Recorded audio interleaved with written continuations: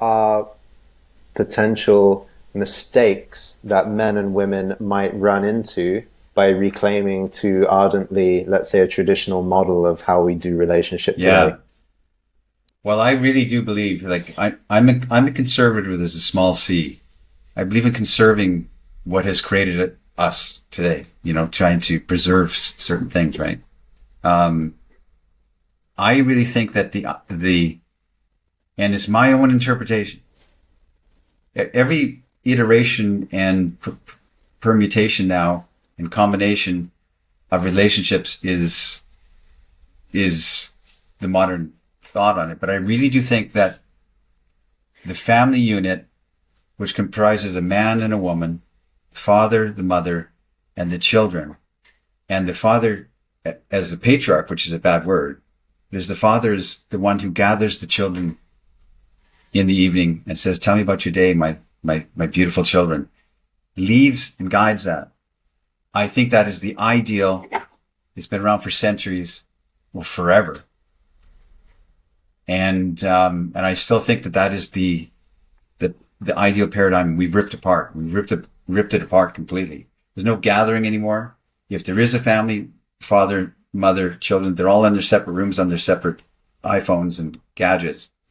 And nobody comes together in communion and breaks bread together and prays over the meals together, like I said. And it's the man's role to create that for his household, to come home from his whatever he's doing and come home and announce and present and give an example to the children that this is. So I think that family traditional value now, there was something that's broken wide open.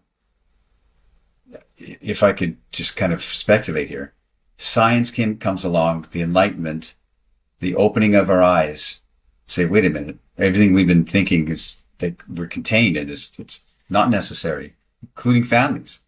So the 60s revolution, I mean, feminism, 150 years old, whatever, right?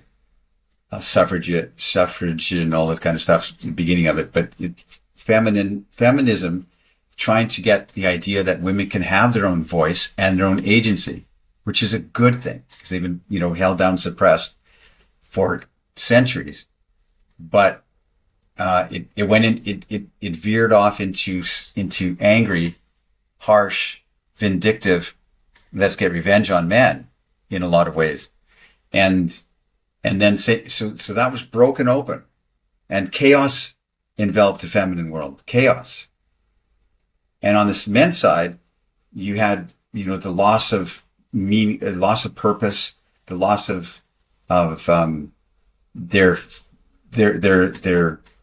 the aggression against masculinity and how toxic it is nowadays, and it's a bad thing to be men and masculine and sexual and don't talk to women and be invading their space, etc. And so they went into the male version of feminism, which is men going their own way feel. You know what I mean? Like that really strong men's movements that are trying to get back the power from women and don't trust women and we have to protect ourselves. That's male feminine, male angry feminism, if that makes sense. And so we've broken open that family unit and we're all feeling the angst of it right now. We're feeling the loss of that, that's my opinion on it. Hmm. So I'm very much one for reclaiming those values. And what I'm seeing in the young people is they're saving themselves from marriage, quote unquote, and they are returning to family values. That's the punk ethos now.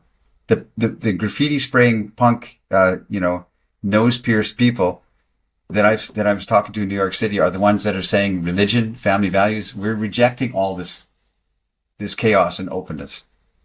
Interesting.